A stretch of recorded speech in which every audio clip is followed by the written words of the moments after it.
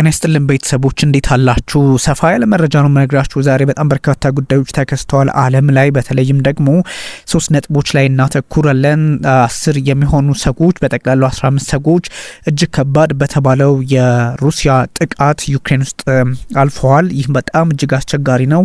የዩክሬን ባለስልጣናትን በተለይም ወታደራዊ ባለስልጣናት ኢላማ የሆኑበት ጥቃት ነው። በአንድ የድሮን ኤግዚቢሽን ላይ የተፈጸመ ጥቃት እንደሆነ ተነግሯል። በርካቶች ህይወታቸውን አጥተዋል። እንግዲህ ምናልባት አንዳንድ ባለስልጣናትም አብረው ህይወታቸውን ያጡበት አጋጣሚ ተፈጥሮ ሊሆን ይችላል የሚሉ መረጃዎች እየወጡ ይገኛል። አንደኛው ይሄን ነው የምነግራችሁ። ሁለተኛው ደግሞ የእስራኤሉ ጠቅላይ ሚኒስትር ቤንያሚን ኔታንያሁ ግልጽ አዋጅ በዌስት ባንክ ላይ አውጀዋል። ያ ማለት ጦርነቱን አጠናክሮ ለመቀጠልም ብቻ ሳይሆን እንግዲህ እስራኤላውያን ተገድለዋል፣ ህይወታቸውን አጥተዋል። እናም በዌስት ባንክ በናብሉስ አካባቢ ከፍተኛ የሆነ ወታደራዊ ካምፔን እንዲፈጠር ትዕዛዝ አውጥተዋል። ይሄ በዌስት ባንክ ላይ ደግሞ ልክ እንደ ጋዛ አይነት ቀውስ ሊፈጥር ይችላል የሚል ስጋትም እንደዚሁ ተጋርጧል። እሱንም ነግራችኋለሁ።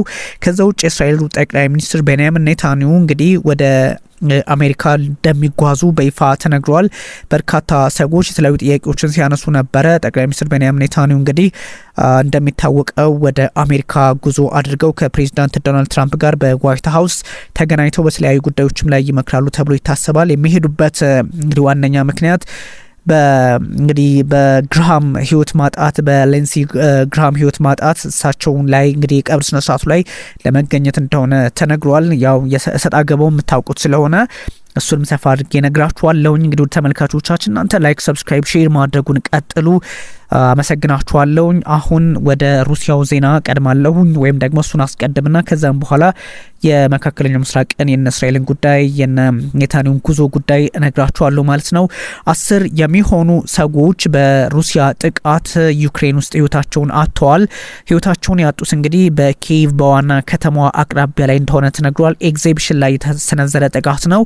ይህ እንግዲህ ብዙ ሰዎች ባለስልጣናት ኢላማ መሆናቸውንም የሚጠቁም ነው ማለት ነው። ቢያንስ በጠቅላላው 15 ሰዎች ህይወታቸውን አጥተዋል በሩሲያ ጥቃት አማካኝነት ዩክሬን ውስጥ በተፈጸመው ጥቃት። 10 የሚሆኑት እንግዲህ 10 ዴድ ኤን ባሊስቲክ ሚሳይል ስትራይክ ነው። 10ዎቹ ህይወታቸውን ያጡት በባሊስቲክ ሚሳይል ጥቃት እንደሆነ ተነግሯል። ይሄኛው እንግዲህ ቀደም ሲል እንደነገርኳቸው ኤግዚቢሽን ላይ በዋና ከተማዋ ኪየቭ አቅራቢያ የተሰነዘረ ጥቃት ነው።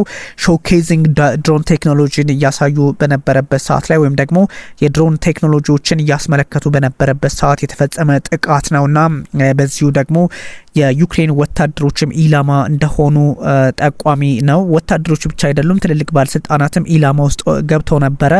ያው እንግዲህ አሉ ነው የተባልነው። እሱም አንዳንድ ሀሳቦች ይወጡ ይገኛል። በሶሻል ሚዲያ ላይ የዩክሬን ፕሬዚዳንት ቮሎዲሚር ዜሌንስኪ እንግዲህ 100 የሚሆኑ ሰዎች ጉዳትም እንደደረሰባቸው ተናግረዋል።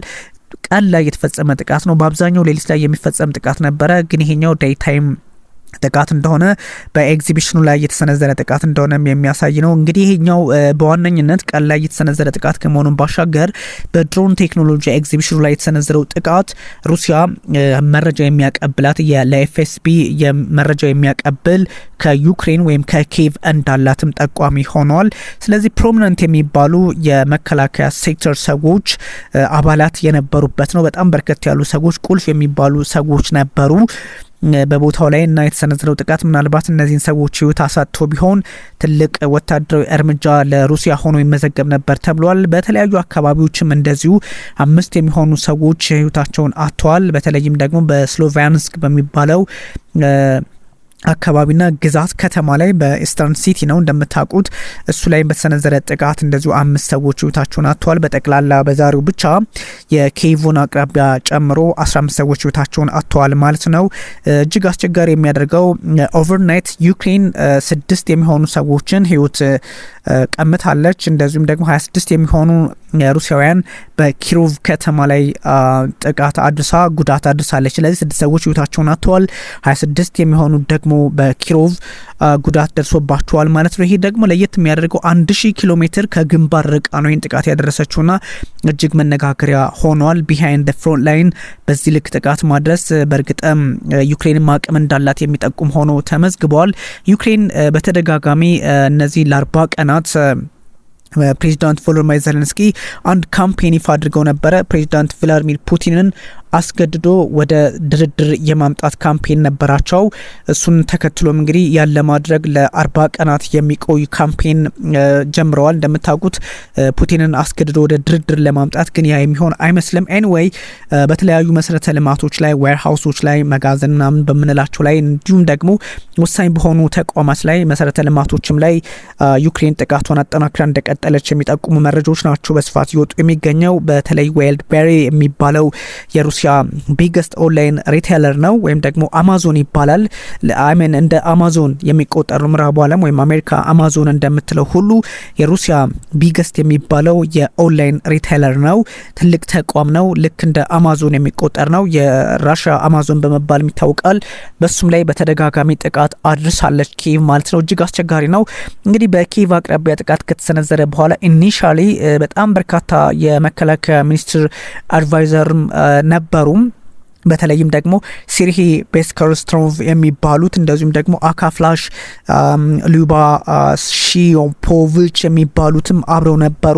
እንግዲህ በጣም በዚህኛው ቴክኖሎጂውን በማልማት ላይ ትልቅ ሚና የነበራቸው ሰዎች ናቸውና የዩክሬን አርሚ ላይ ማጠናከሩ ረገድ ትልቅ ስራ እየሰሩ ናቸው። እነሱ እዛው ቦታ ላይ ነበሩና እነሱ ህይወታቸውን አጥተዋል የሚል ወዲያውኑ ሀሳቦች ተጋርተው ነበረ። ኢላማ ግን ሆነዋል። እውነት ለመናገር ግን እንዳሉ ደግሞ ወዲያውኑ በኤክስ ገጻቸው ላይ ባስተላለፉት መልእክት አረጋግጠዋል። ከኢንሲደንቱ በኋላ ከጥቃቱ በኋላ ሁለቱም የሶሻል ሚዲያ ላይ እንግዲህ ሀሳብ ቦስቱግ ሶሻል ሚዲያቸው ላይ ተነስተው they were okay ምንም እንዳልሆኑ አስቀምጠዋል።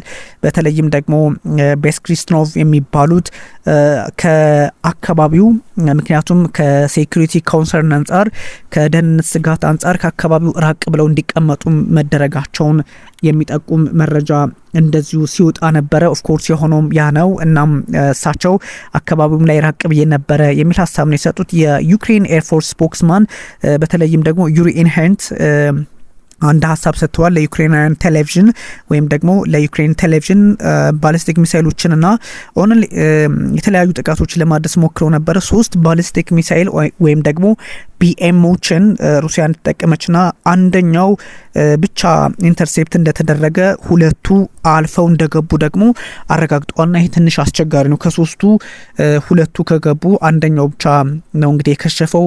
እናም ቦታው ላይ ደርሶ ከባድ ጉዳት ማድረሱን አስቀምጠዋል። አትሊስት እንግዲህ በእንደዚህ አይነት አጋጣሚ ሩሲያ ፉል ስኬል ኢንቬሽን በ2022 ከመሰረተች በኋላ ወይም ደግሞ ከጀመረች በኋላ በኤግዚቢሽን ላይ እንደዚህ አይነት ጥቃት ስትፈጽም ይሄኛው ለ3 ጊዜ ያህል ሆኖ ተመዝግቧልና በርካታ ሰዎች ጥያቄም እያነሱ ነው። የዩክሬን ባለስልጣናትን በእንደዚህ አይነት ሁኔታዎች ላይ ጥንቃቄ ማድረግ እንዳለባቸው ይነገራል እና አውትሬጁ በጣም ከባድ ነው። ፕሬዚዳንት ቮሎዲሚር ዜሌንስኪ እንግዲህ ኢንሲደንቱን ቀለል አድርገን አንመለከተውም ወይ እየተመለከተውም እንገኛለን። ምክንያቱም አንዳንድ ሁኔታዎች በየትኛው መንገድ ምን እየተደረገ እንደሆነና በእንደዚህ አይነት የፖለቲካ ሁኔታዎች ሴፍሊ የሚደረጉ አንዳንድ ተግባራትን ጫና ውስጥ በማስገባት ተሳታፊ የሆኑ ሰዎች ሊኖሩ ይችላሉ በሚል ይመስላል ኢንቨስቲጌሽንም ተጀምሯልና በጣም በኪሮቭ አካባቢ በዋይልድ ቤሪስ ላይ ቀደም በነገርኳችሁ የተሰነዘረው ጥቃትም እንደዚሁ አስቸጋሪ መሆኑን የሚጠቁሙ መረጃዎች መውጣታቸውን ቀጥለዋል። በዛ ላይ ደግሞ ፕሬዚዳንት ዶናልድ ትራምፕ ጥያቄ ብቻ አይደለም እያነሱ ያለው ለእርቅ አንዳንድ ሁኔታዎችን እያመቻቹ ነው ተብሎ በሚታሰብበት ሰዓት ነው ውጥረቱ ሌላ መልክ እየያዘ የመጣውና በጣም እጅግ አስቸጋሪ የአሜሪካን ቤዞች ኢላማ ውስጥ ልታስገባም ትችላለች ሩሲያ የሚል አንዳንድ ጥያቄ በሚነሳበት ሰዓት ነውና እንደዚህ ትንሽ ፈታኝ ሊያደርገው ይችላልና የሩሲያ ኢንዱስትሪ ፕላንቶች መመታታቸውን ቀጥለዋል። 6 ሰዎች ህይወታቸውን አጥተዋል ቅድም እንደነገርኳችሁና እነዚህ ነገሮች ብዙ ገና ውጥንቅጡን እዛ አካባቢ ሊያነሳ የሚችል ወይም ደግሞ ውጥንቅጡ እየበዛ ሊሄድ እንደሚችል የሚጠቁም ነው። በጣም ተደጋጋሚ ጥቃቶች ናቸው እዛ አካባቢ እየተሰነዘሩ የሚገኘውና እጅግ ፈታኝ ጊዜ ላይ ዓለማችን እንዳለችም የሚጠቁም ነው ተብሏል። በዋነኝነት ግን ፕሬዚዳንት ዶናልድ ትራምፕ ለአንዳንድ ጉዳዮች መፍትሄ መስጠት ይችላሉ የሚል ሀሳብ እየተሰጠ ባለበት ሰዓት አሁን ሌላ አይነት ውጥረት እዛው አካባቢ ተፈጥሯል ማለት ነው። እንግዲህ ይሄኛው የሩሲያ ጉዳይ ነው። ከዛ አለፍ ሲል እንግዲህ በፕሬዚዳንት ዶናልድ ትራምፕና ጠቅላይ ሚኒስትር ቤንያሚን ኔታንያሁ በዋሽንግተን ዲሲ ሊገናኙ ነው የሚለው መረጃም እንደዚሁ መነጋገሪያ ሆኗል በብዙ ሰዎች ዘንድ ማለት ነው። ይህኛውን ካነሳን በኋላ አንዳንድ ሀሳቦችንም ደግሞ ሰፋ አድርገን ማንሳት አለብን። ቤንያሚን ኔታንያሁ እንግዲህ የእስራኤል ጦር ቱ ላውንች ዋይድ ስኬል የሆነ ኦፌንሲቭ እና ኦኩፓይድ ዌስት ባንክ ወይም ደግሞ በዌስት ባንክ አካባቢ ሰፋ ያለ ጥቃት ለመሰንዘር ጦራቸውን አዘዋል የሚለውም እጅግ ዛሬ ስጋት ያዘለ መካከለኛው ምስራቅ ላይ ያለውን ውጥረት ወደ ሌላ አቅጣጫ የሚወስድ ሆኖ ተመዝግቧል። ምክንያቱም ጠቅላይ ሚኒስትር ቤንያሚን ኔታንያሁ ይህን ሲሉ ሰበብ አፈላልገው ወይም ደግሞ ጫና ለመፍጠር ያደረጉት ነው የሚል መረጃ እንደዚሁ እየወጣ በመሆኑ ማለት ነው። ኔታንያሁ እንግዲህ ጦሩን አዘዋል ዌስት ባንክ ላይ መጠነ ሰፊ የሆነ ጥቃት እንዲሰነዝር በዌስት ባንክ አካባቢዎች ማለት ነው። የእስራኤል ኃይሎች በናብሉስ አካባቢ እንደዚሁ ጥቃት በመሰንዘሩ ምክንያት ኢሌጋል የሚባል እዛ አካባቢ አሉ እንቅስቃሴዎች እንደምታውቁት አንዱ ሌላውን ህገወጥ ነው፣ አንደኛው ህጋዊ ነኝ፣ እንደዚህ አይነት ነገሮች አሉና እዛ አካባቢ ባለ ሁኔታ አማካኝነት ትንሽ ፈታኝ ነገሮች ተፈጥረዋል ማለት ነው። እንግዲህ ኢንጁሪዎቹ በጣም እየጨመሩ መጥተዋል። እንግዲህ እስራኤላውያን ህይወታቸውን አጥተዋል በሚል ነው ጠቅላይ ሚኒስትር ቤንያሚን ኔታንያሁና መከላከያ ሚኒስትሩ እስራኤል ካትዝ አርብ ዛሬ ማለት ነው አርሚው ዋይድ ስኬል የሆነ መጠነ ሰፊ የወታደራዊ ዘመቻ እንዲደረግ አዘዋል ማለት ነው። ይሄ አዋጅ እንግዲህ ትንሽ ከባድ ነው። ዌስት ባንክ ላይ ያለውን በተወሰነ መጠን እንግዲህ ዌስት ባንክ ነበር የተረጋጋ ተብሎ የሚታሰበው ከፍልስጤም ግዛቶች መካከል እሱም ላይ ጫና ሊፈጠር እንደሚችል የጠቆመ ነው ተብሏል። ኔታንያሁና እንግዲህ መከላከያ ሚኒስትራቸው ካትዝ አርሚው የተለያዩ አካባቢዎችን ደሙሊሽ እንዲያረጉ የፍልስጤሞችን ቤቶች እዛ አካባቢ ያሉትን በተለይም በዚህ በጥቃቱ ላይ የተሳተፉ ሰዎችን እስራኤላውያን ህይወት የቀሙትን ቤታቸውን ደሙሊሽ ለማድረግ ለማፍረስ አካባቢውን ለማውረድ በቴል አካባቢ ወይም ከተማ አካባቢ በሰሜናዊ ዌስት ባንክ ላይ እንዲህ አይነት እርምጃ እንዲወሰድ አዘዋልና ትንሽ አስቸጋሪ ሊሆን ይችላል። የእስራኤል ሚሊተሪ ፎርስ በጣም መጠነ ሰፊ በሆነ መንገድ ናብሉስ አካባቢ ላይ እየተንቀሳቀሰ ነው በዌስት ባንክ ማለት ነው። በሰሜናዊ ዌስት ባንክ ሌላ አይነት እርምጃ ሊወስዱ እንደሚችሉም ጠቋሚ ሆኗል። ስለዚህ ሜጀርመንቱ ከባድ ሊሆን እንደሚችል የሚጠቁም ነው። ይሄ በጊላድ አካባቢ በሀቫት ጊላድ አካባቢ ባለው የሰፈራ ቦታ ላይ የተሰነዘረው ጥቃት ወደ ናብሉስ አቅራቢያ ማለት ነው ዛትኪል እስራኤላውያንን እንደዚሁም ደግሞ ህይወት አጥተዋል።